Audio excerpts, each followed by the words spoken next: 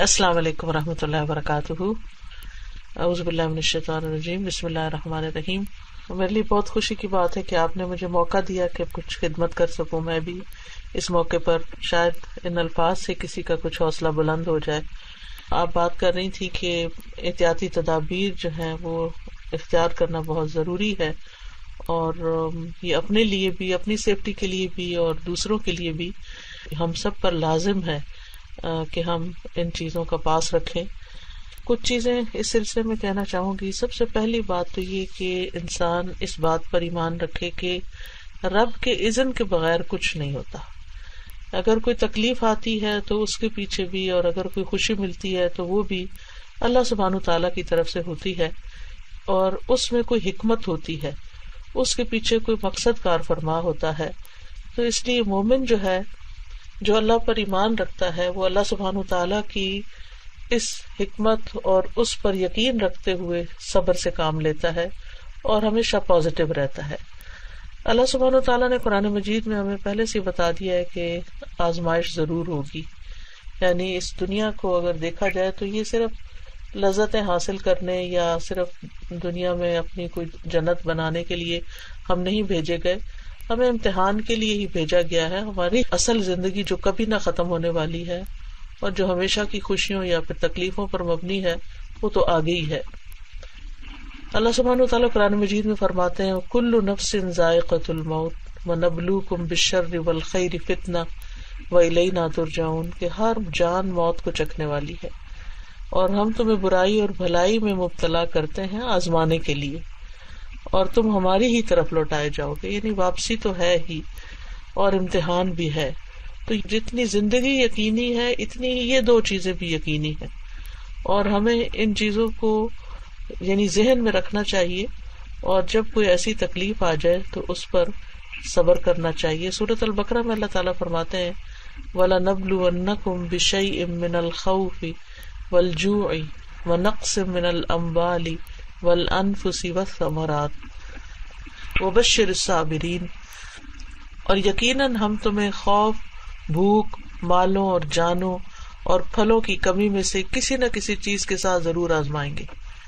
اور اس بیماری میں تو میں دیکھ رہی ہوں کہ یہ ساری ہی چیزیں اکٹھی ہو گئی ہیں ایک جگہ پر.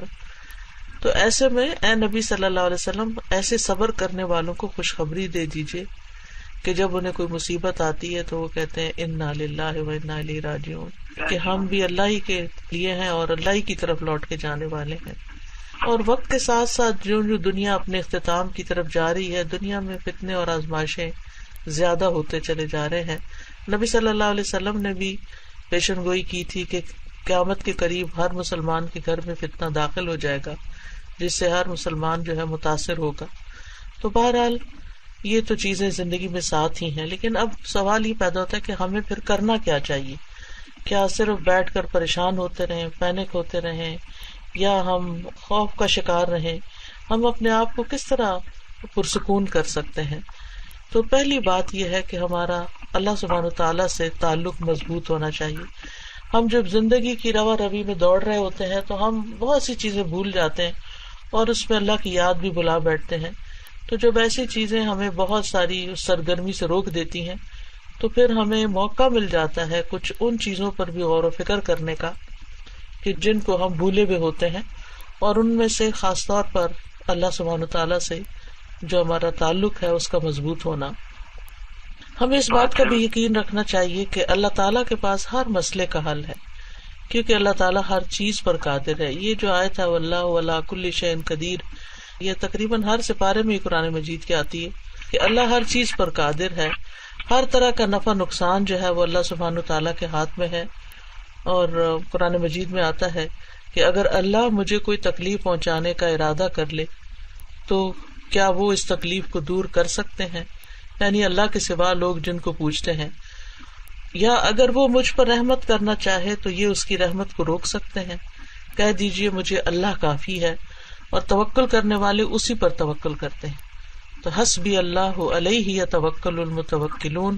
تو ہم سب کو اللہ پر بھروسہ کرنا چاہیے کہ انشاءاللہ خیر ہوگی، اور اپنے آپ کو پازیٹیو رکھنا چاہیے، اپنے آپ کو اللہ کے سپرد کرنا چاہیے. قرآن مجید میں خوف اور غم سے نجات کا جو نسخہ بتایا گیا ہے وہ سورۃ البقرہ میں آتا ہے بلا من اسلم وجہہ للہ وہو محسن فلہ اجرہ عند ربہ ولا خوف علیہم ولا ہم یحزنون. کیوں نہیں جس نے اپنا چہرہ اللہ کے تابع کر دیا، یعنی اپنے آپ کو اللہ کے حوالے کر دیا کہ وہی میرا مالک ہے، وہی میرے حق میں جو بھی کرے گا خیر ہی ہوگی، میں اس سے خیر کی توقع رکھتی ہوں، اور وہ نیکی کرنے والا. یعنی ایسے موقع پر پھر اللہ کی طرف رجوع کرتے ہوئے جن نیکیوں کو ہم بھلائے ہوئے ہوتے ہیں، جیسے نماز ہے، ذکر اذکار ہے، صدقہ خیرات ہے، رشتہ داروں کو پوچھنا ہے، تو ایسی چیزیں جو ہیں وہ انسان کو، یعنی اگر فراغت ہو گئی ہے، جاب سے بھی فارغ ہیں، اس وقت گھروں میں بیٹھے ہوئے ہیں، تو مختلف طرح کی نیکیاں کرنے کا پلان بنائیں، اور خاموشی کے ساتھ دوسروں کی خدمت کا ایک بہت اچھا موقع انہیں ملا ہے اور وہ اسے کر رہے ہیں. بہت سے لوگ سوچتے رہ جاتے ہیں لیکن کرنے والے کر لیتے ہیں. اللہ سبحانہ وتعالیٰ ان کو اس کی بہترین جزائے خیر دے.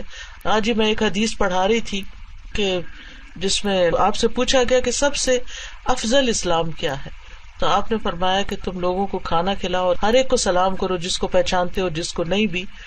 تو میں سوچ رہی تھی کہ ان دنوں میں کتنا اچھا موقع ہے کہ انسان ایسے لوگوں کی بھی خبر لے کہ جو ہینڈ ٹو ماؤتھ ہیں اور جو اپنے لیے واقعی یعنی کہ عزت دار بھی ہیں اور کسی کے آگے ہاتھ بھی نہیں پھیلا سکتے، لیکن ہمارے دائرہ کار میں، ہمارے علم میں ایسے جتنے بھی لوگ ہیں ان کی بنیادی ضروریات کا خیال رکھنا، خاص طور پر جو ایلڈرلی ہیں یا اکیلے ہیں یا اکیلے بیمار ہیں، معلوم نہیں کون کون کہاں بغیر کسی سہارے کے پڑا ہوا ہوگا کہ جسے ڈاکٹر کے پاس بھی لے جانے والا کوئی نہیں ہوگا.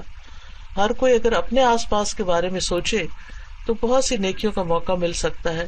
اور جنت میں لے جانے والے کاموں میں سے ایک کام جو ہے وہ کھانا کھلانا ہے اور بیمار کی عیادت کرنا ہے. اور اس میں ظاہر ہے کہ احتیاط اور وہ سب ضروری نہیں کہ ہم خود ہی جائیں، لیکن یہ کہ ہم ایسے لوگوں کے بارے میں انفارم کر سکتے ہیں، ان کی مدد کے لیے کچھ نہ کچھ طریقے اختیار کر سکتے ہیں. ماشاءاللہ آپ کے پاس ایک بہت بڑا موقع ہے کہ آپ لوگوں کو گائیڈ کر رہی ہیں. ماشاءاللہ جتنی بھی آپ کی ٹاک میں نے سنی ہے، مجھے بہت خوشی ہوئی ہے کہ اس موقع پر جس طرح آپ سب کا حوصلہ بڑھا رہی ہیں اور ان کو مختلف ٹپس دے رہی ہیں، یعنی کہ دوسروں کا خیال رکھنے کے بارے میں بھی. تو نبی صلی اللہ علیہ وسلم نے فرمایا کہ جو شخص چاہتا ہے کہ اس کی عمر میں اضافہ ہو، اس کے رزق میں برکت ہو، اسے چاہیے کہ اپنے رشتہ داروں کے ساتھ اچھا سلوک کرے. تو بہت سے رشتہ دار اگر قریب ہیں یا دور ہیں تو ان کے بارے میں جن کو بہت عرصہ ہوا سلام نہیں کیا، ان کا حال نہیں پوچھا، تو ایک اچھا موقع ہے. اس وقت سب کے دل نرم ہیں، جن کے ساتھ ناراضگیاں ہیں ان کی ناراضگیاں دور کی جائیں.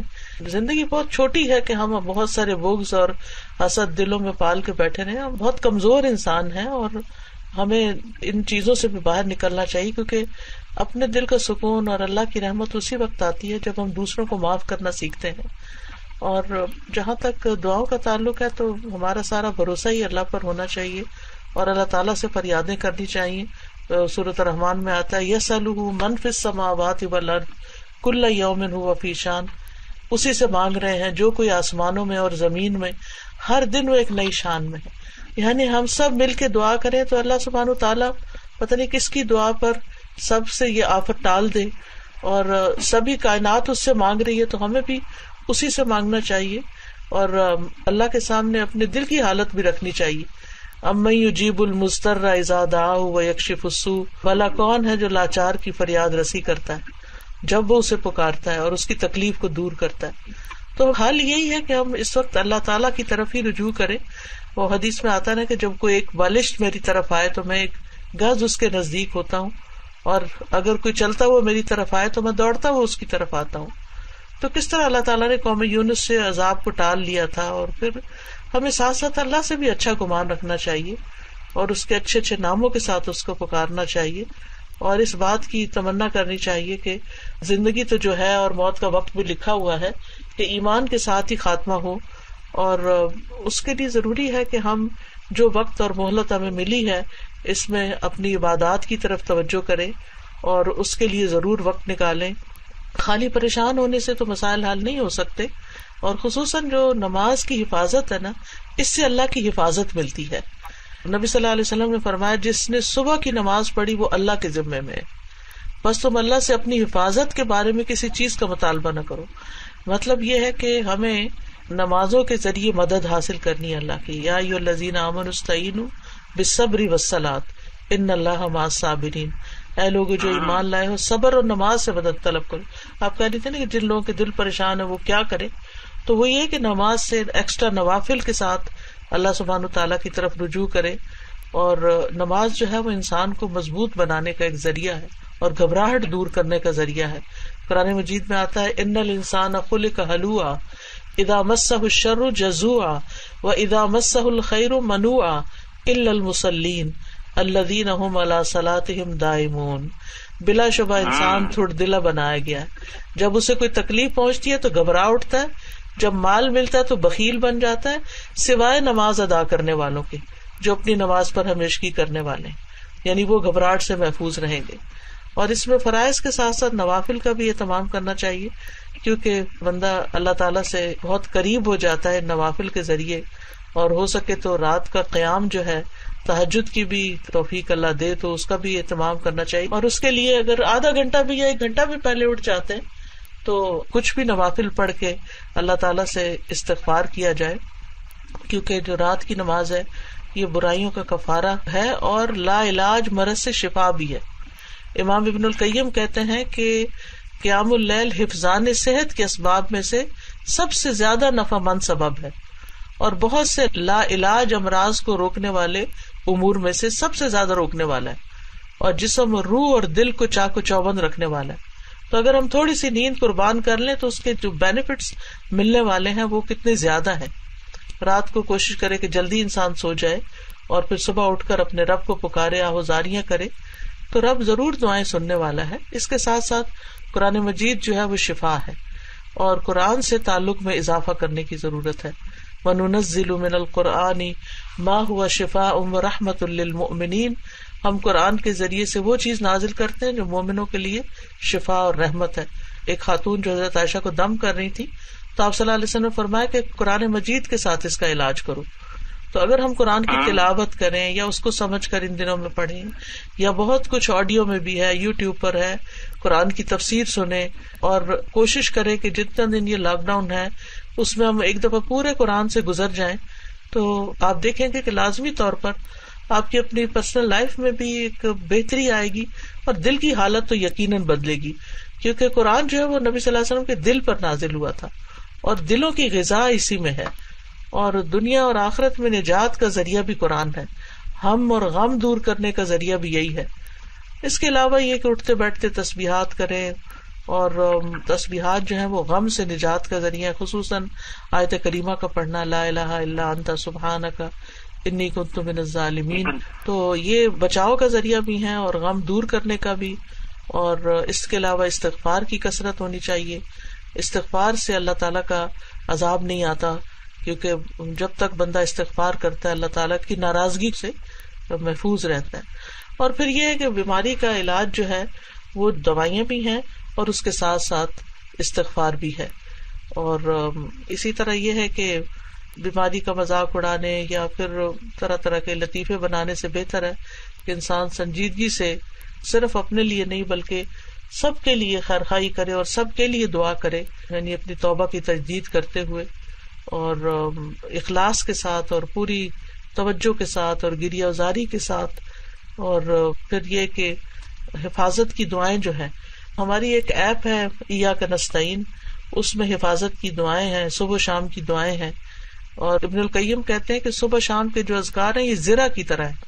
جیسے دشمن کے حملے سے بچنے کے لیے لوگ زرہ پہنتے تھے, تو ایسے ہی ہے جیسے اس نے پورا فل فلیج اپنے اوپر شیلٹر لے لیا ہے. اور صبح شام جو ہے معوذتین پڑھیں, قل اعوذ برب الفلق, قل اعوذ برب الناس, اور بسم اللہ الذی لا یضر مع اسمہ شیء فی الارض ولا فی السماء وہو السمیع العلیم.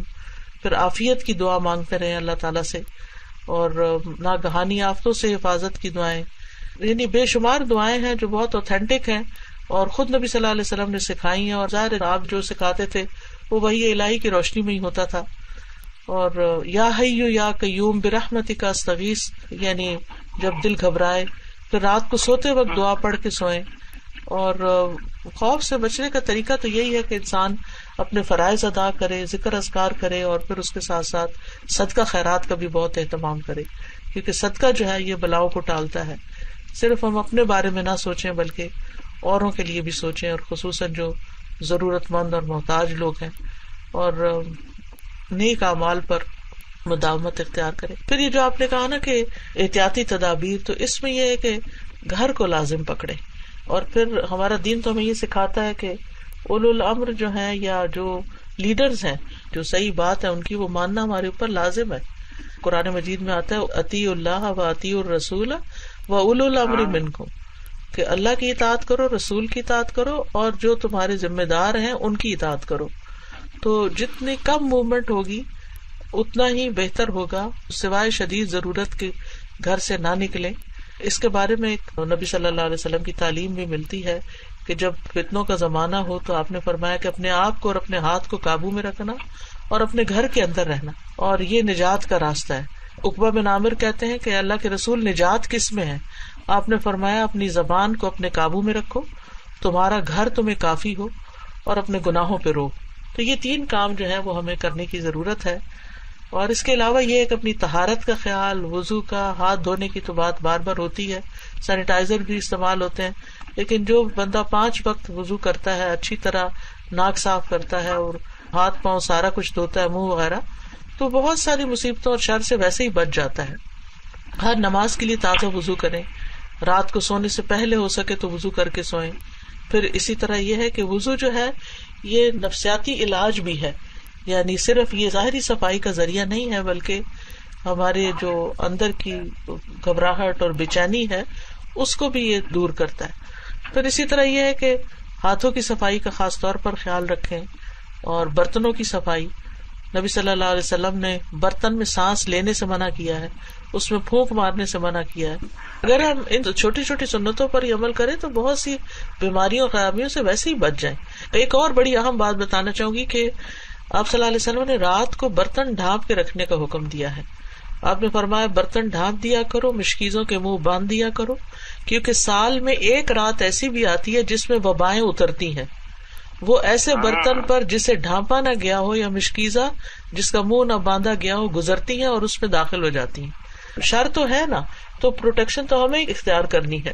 تو بہرحال استغفار کی کثرت سے بھی رزق میں برکت ہوتی ہے. لا حول ولا قوت الا باللہ پڑھیں، یہ جنت کا خزانہ ہے. تو بہت ساری چیزیں ہیں، اگر آپ کہتے ہیں تو میں چھوٹی سی دعا کر دیتی ہوں. سبحان اللہ والحمد للہ ولا الہ الا اللہ واللہ اکبر ولا حول ولا قوت الا باللہ العلی العظیم. اللہم صلی علی محمد وعلی آل محمد کما صلیت علی ابراہیم وعلی آل ابراہیم انک حمید مجید. اللہم بارک علی محمد وعلی آل محمد کما بارکت علی ابراہیم وعلی آل ابراہیم انک حمید مجید.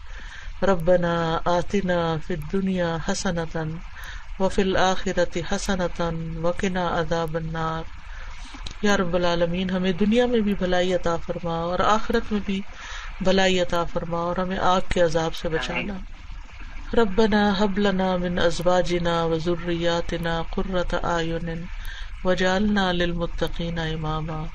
اللہ ہمیں اپنی اولادوں اور ازواج سے آنکھوں کی ٹھنڈک عطا فرما اور ہمیں متقین کا امام بنا. ربنا لا تؤاخذنا ان نسینا او اخطانا ربنا ولا تحمل علینا اصرا کما حملته علی الذین من قبلنا ربنا ولا تحملنا ما لا طاقت لنا به. یا اللہ ہم پہ وہ بوجھ نہ ڈال جس کو اٹھانے کی ہم میں ہمت طاقت نہیں ہے. واغفر لنا وارحمنا انت مولانا فانصرنا علی القوم الکافرین. یا حی یا قیوم برحمتک نستغیث. یا اللہ ہم تیری رحمت کی فریاد کرتے ہیں. اللہ تو ہم سب پر، پوری دنیا پر اپنی رحمت نازل فرما، سب پر اپنی برکتیں نازل فرما، سب کی پریشانی دور فرما. انک علی کل شیء قدیر. اللہ تو ہر چیز پہ قدرت رکھتا ہے. یا اللہ تیرے لیے تو ایک کلمہ کن کہنا ہے اور اس سے ساری تکلیفیں دور ہو جاتی ہیں. یا رب العالمین تو ہم سب کی اس تکلیف کو، پریشانی کو اور دیگر پریشانیوں کو بھی دور فرما. یا اللہ جو اپنے رزق روزی کی طرف سے پریشان ہیں ان کی پریشانی دور فرما، جو بیمار ہیں انہیں صحت عطا فرما. یا اللہ جو دل کی تنہائی اور وحشت کا شکار ہیں، ڈپریشن کا شکار ہیں، ان کی تکلیفیں دور فرما. یا رب العالمین اس وبا کو ٹال دے. یا اللہ تو اس کو اٹھا لے. یا رب العالمین سب کی زندگی کو آسان کر دے.